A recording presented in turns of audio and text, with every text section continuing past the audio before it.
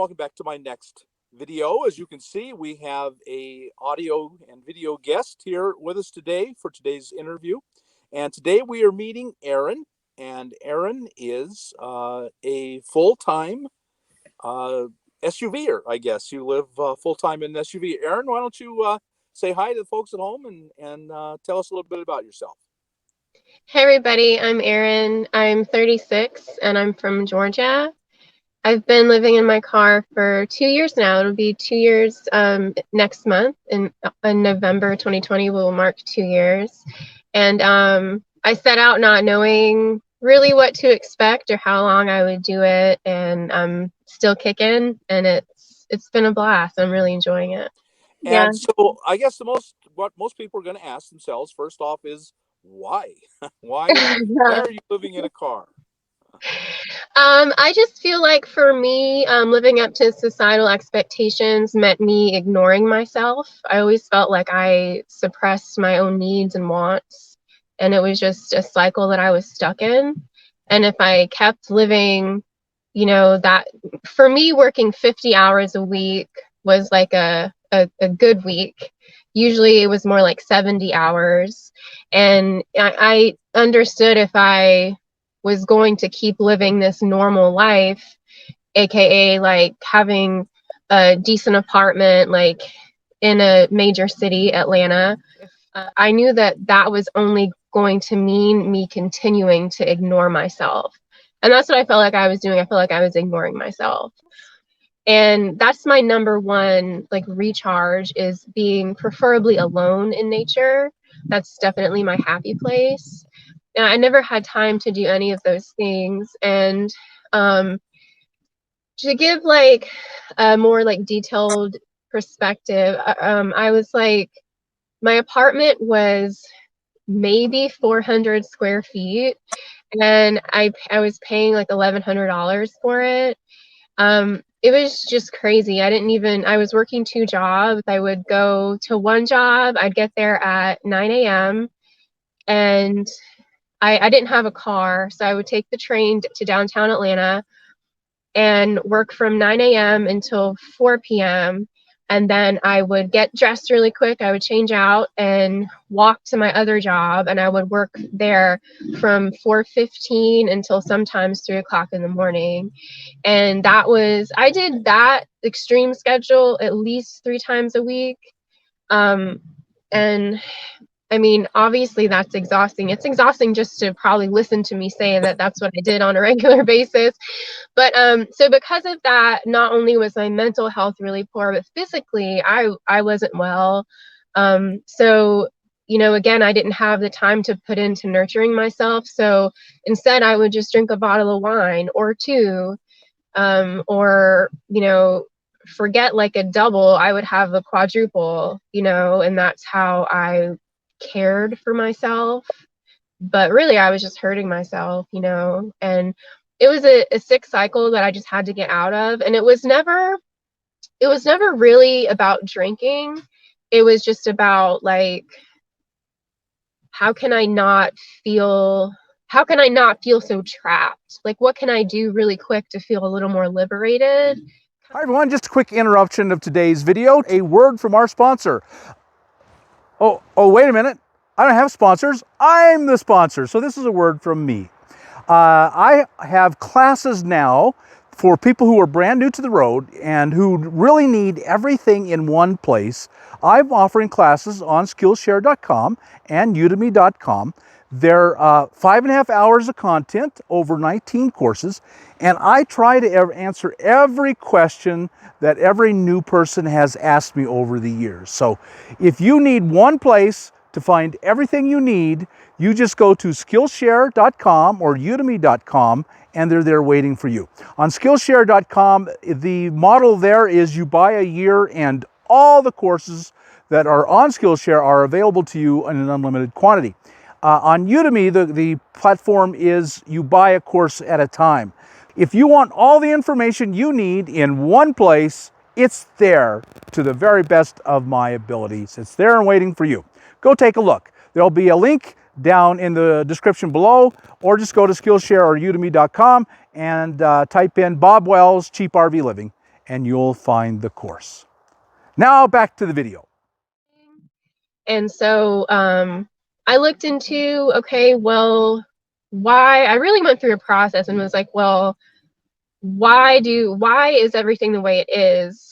And it basically all came down to money. It was like, I don't have enough money to live a different way. And it was like, okay, well, how can I get more money?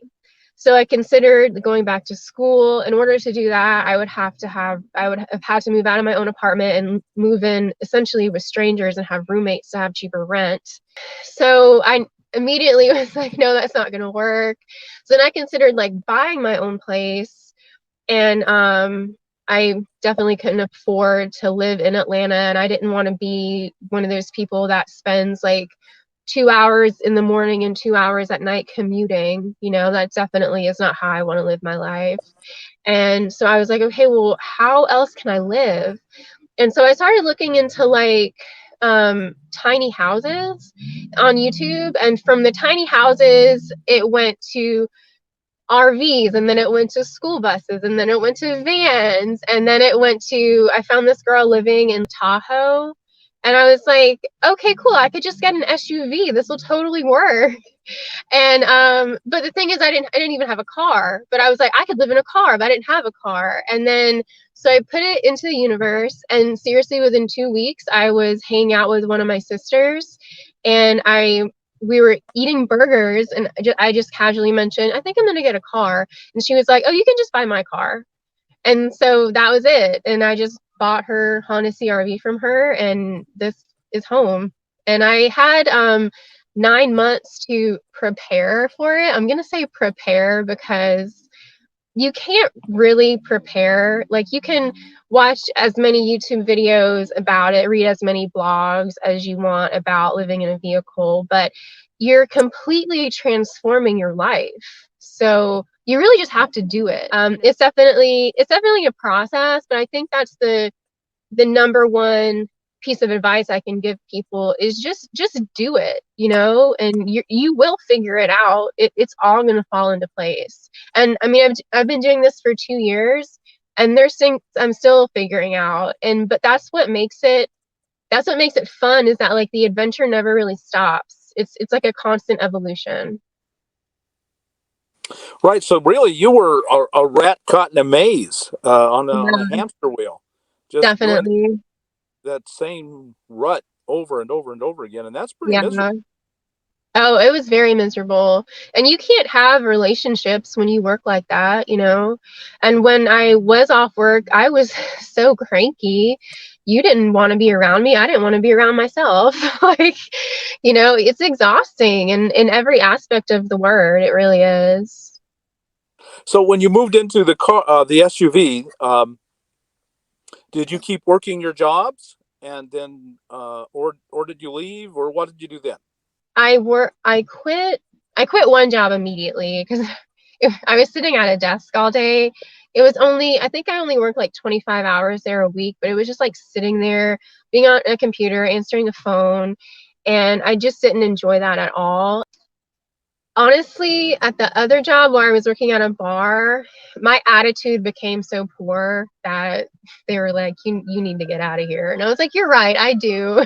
So my time there was up. I just was like, because I kind of developed this mentality like, I don't need this, like there was a time where I needed this. I needed this job. I needed to show up. I needed you to like me. I needed you to want me here. But I didn't need that anymore. You mentioned you have a video, and so you have a YouTube channel. Yeah. Tell us about your YouTube channel. I started it not without an intention of having a channel. I really just posted a video, and it was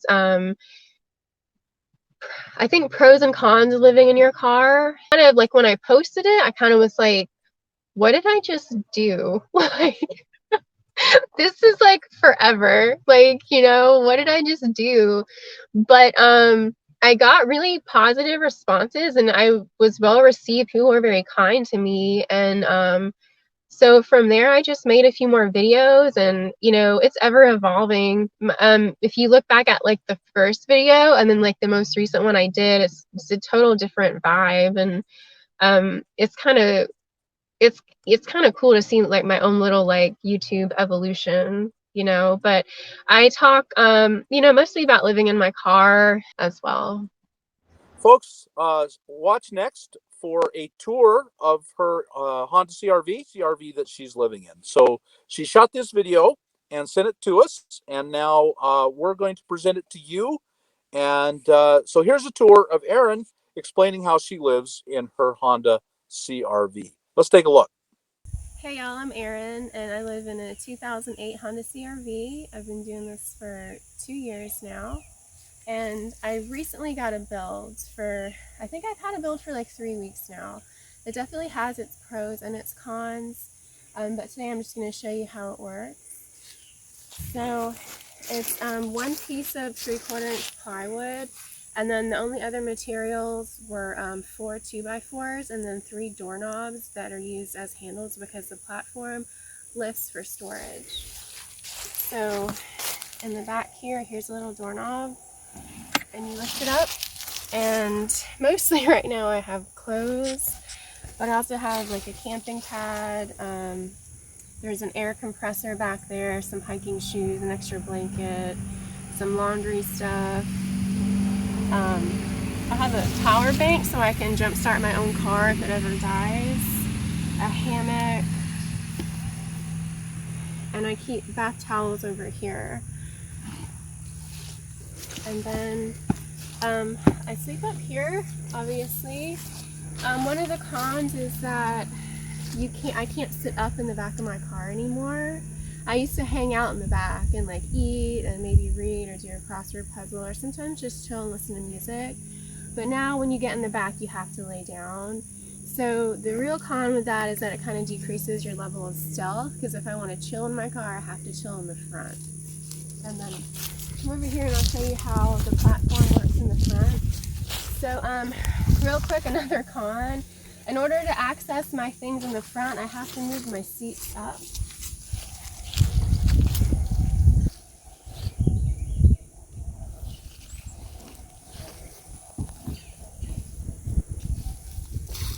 And in general, just accessing my things, I have to spend more time out of my vehicle, which means I'm seeing more. So I don't love that either, but I just kind of like change the way I do things as far as making sure I'm 100% set to chill before I get to wherever I'm gonna sleep. You just have to work with it, you know. So the front lifts up the same way. There's a doorknob here, and on the opposite side it's just the same. And it just lifts up. It's pretty heavy. We're thinking about putting air shocks here so that it just like kind of lifts up like the back hatch. But under here I have my camping bag. I have some car tools like fluids and stuff, my yoga stuff, and some books and some work boots, and there's some food under there as well. And then the front stays pretty clear. Right now I have some like vitamins and some snacks and some water bottles in the front, but nothing that gives away that I live in the car. And from the outside, I have all the interior windows covered with Reflectex, and then black fabric is on the outside. So from outside the car, you can't see in at all. I do drive with all of these covers on the windows. I usually also keep the back window, the cover on the back window, but I've always had a lot of trouble with that one staying put. So generally if it falls off, I just let it fall and I'll put it back on at night if I need to. But sometimes I park places where I don't even need it. I'll like back in somewhere where I can be kind of covert, nobody can tell. You might be thinking that it's not really safe to keep everything covered, but the way I manage that is by getting blind spot mirrors. And you just have to learn how to use them. It's really easy. And I think even if you don't keep your windows covered, that they're just a nice like safety feature to have on a car anyway. But yeah, that's it. That's how I live in my 2008 Honda CRV. Thank you so much, Errin. I really appreciate your showing us your home. And folks, there you have it. Erin's been living in this little CRV for 2 years. She has learned to love it. Her life is better because of it. and you can do that too. And I know a lot of you are thinking you just can't, but man, if Errin can do it, why can't you do it? You can live your best life, and your life can get better from whatever your situation you're in now. You can do exactly what Errin did. Say, I'm not going to live this life. There must be more. And she took life into her own control and made it better. And you can do that too. And Errin and I talked for a while and talked too long for one video, but Errin turns out to be something of a young philosopher. So I really enjoyed our discussion about philosophy. So we have shot a whole new video on philosophy. So stay tuned for that on a separate video where Errin and I talk philosophy. And I think you will really, really enjoy it. Well, Errin, thank you so much for sharing your experience in your car and your philosophy with me, with the audience. I really enjoyed it. I just feel like a kindred spirit in a lot of ways with you. And I really, really appreciate this time. Thank you. Thank you so much for having me. This is really cool. This is Yeah. really cool. So, folks, I know you got something out of this video. And if you did, like us on YouTube, subscribe to the channel, go right away to Errin's channel. And Errin, tell us your channel again. It's Outlier Errin, and And there there it it is, is. folks. Yep. That's where you go. Be sure to subscribe, hit the notification bell, and do the same for my channel. Subscribe, hit the notification bell. So, folks, thanks so much, and we'll talk to you later. Bye.